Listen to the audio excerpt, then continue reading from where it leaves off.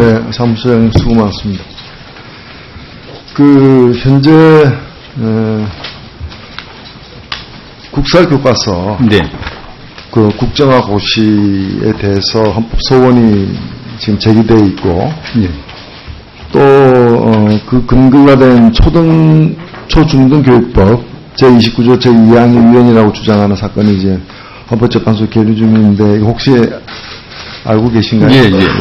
잘 알고 있습니다.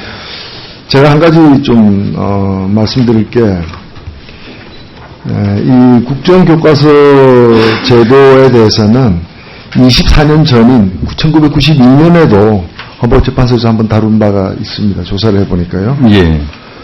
당시에 이제 중학교 국어교과서에 대해서, 이게, 국정교과서 제도가 위헌이 아니냐라는 제기가 되었는데, 헌법재판소가 당시 1992년 11월 12일 날 결정을 하면서 중학교 국어교과서는 국정교과서로 이렇게 발간하는 것이 이제 합헌이다 이렇게 결정을 내린 바가 있습니다. 그런데 그 결정문을 보니까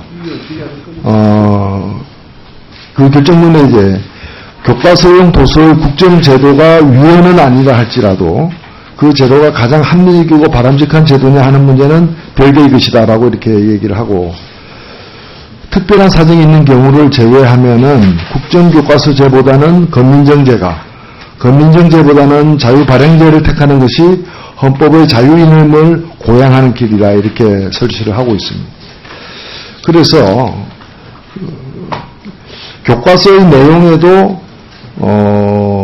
학설의 대립이 있고 어느 한쪽의 학설을 택하는데 문제점이 있는 경우에는, 그러면서 예컨대 국사의 경우 어느 학설이 옳다고 확정할 수 없고 다양한 견해가 나름대로 설득력을 지니고 있는 경우에는 다양한 견해를 소개하는 것이 바람직하다 할 것이다 이렇게 얘기를 하고 있습니다. 그러니까 국사의 경우에는 반드시 하나의 교과서를 고집할 필요가 없고 다양한 견해를 소개하는 것이 바람직하다라고 해서 간접적으로나마 국사교과서는 국정교과서로 할 필요가 없다.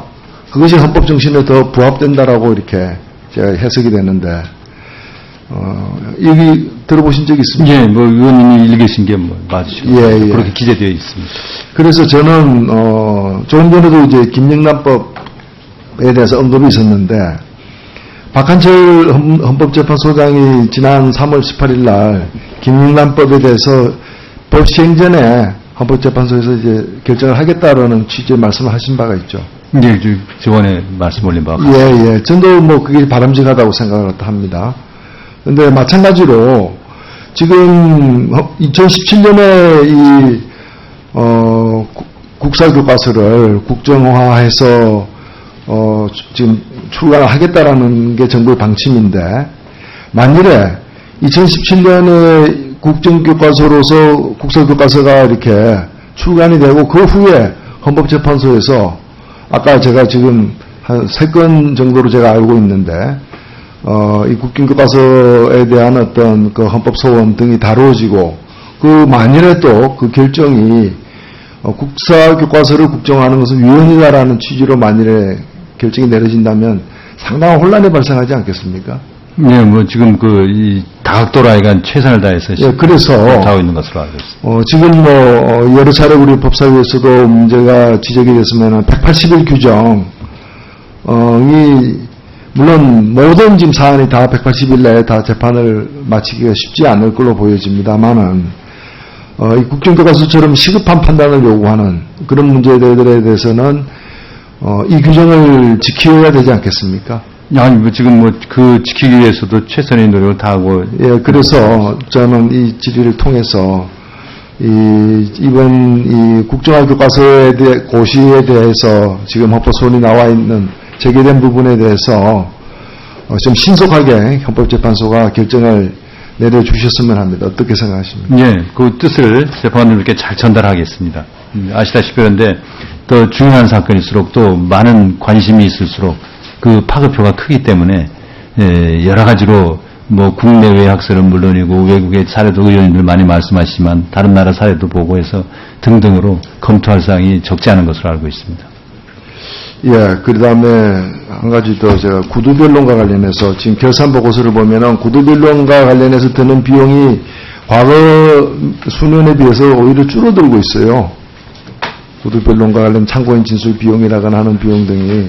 근데 지금 이 구두변론에 대한 정책이 뭡니까?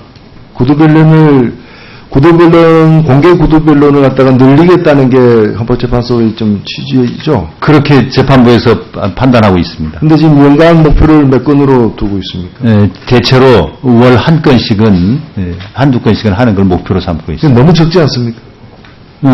근데 이제, 아주 의원도 뭐 잘 하시지만 한 건 가지고 하루 종일 하기도 하고 그랬었잖아요. 지난번. 아니, 지금. 보실 때. 시간이 그렇게 많이 걸리는. 전체 지금 헌법재판소에서 다루고 있는 사건에 비해서 0.3% 정도 되던데. 예, 퍼센테이지로는 그렇습니다. 예. 이거 더 늘릴 생각은 없습니까? 금방 말씀드렸듯이 이 사건의 중요성이라거나 또 그 변론을 늘 필요성, 진짜 뭐 성명, 이른바 재판에서 말하는 그 성명이라든가 또는 그 진술을 듣는 이런 이 증거 수집 측면에서 종합적으로 고려해서 넣는 것을 결정하고 있는 것으로 알고 있습니다. 그렇다고 또 그렇게 막 몇 시간 넣어버리면은 또 다른 그 후속 절차라든가 그 사전 절차가 많기 때문에 그렇게 많이 넣지 이 건수가 너무 적다고 보여지고, 그리고 또 이 12건을 갖다가 이렇게 고르는 어떤 기준은 뭡니까? 금방 말씀드렸듯이 이 사건의 중요성, 즉 국민적 관심이나 그 파급 효과, 그리고 변론을 늘 필요성, 증거 수집에서 필요한가, 쟁점 성명에서 필요한가, 관계자들 의견을 들어볼 필요가 있는가, 이것에서 가장 크다고 생각되는 걸 예를 들겠는데요. 한일협정이 이제 위헌법률 심판 사건이 있었는데, 일제 강점기에 이 강제징용 피해자 유족이 한일협정이 위헌이라고 주장한 사건입니다. 이 국민적 관심도 굉장히 크고, 이 유족이 2014년 3월에 공개 변론을 열어달라는 탄원서도 낸 바가 있는데, 6년간 변론을 열지 않고 묵묵부답하다가 작년에는 각하 결정을 내렸어요. 이런 거 보면은 이 국민들의 독감정으로 볼 때 공개 변론이 필요한, 모두 이 변론이 필요한 이런 경우에 그냥 이런 것들이 이제 다루지지 않고 넘어가는 경우들이 좀 허다하다고 보여져요. 이 구두 변론을 늘리기 위한 좀 적극적인 것들이 그렇게 잘 전달하도록 하고 가급적이면 좀 많이 넣는 방향으로 이렇게 노력하도록 하겠습니다. 예, 수고하셨습니다. 다음에 이춘석 의원님 대체 토론해 주시기 바랍니다. 예.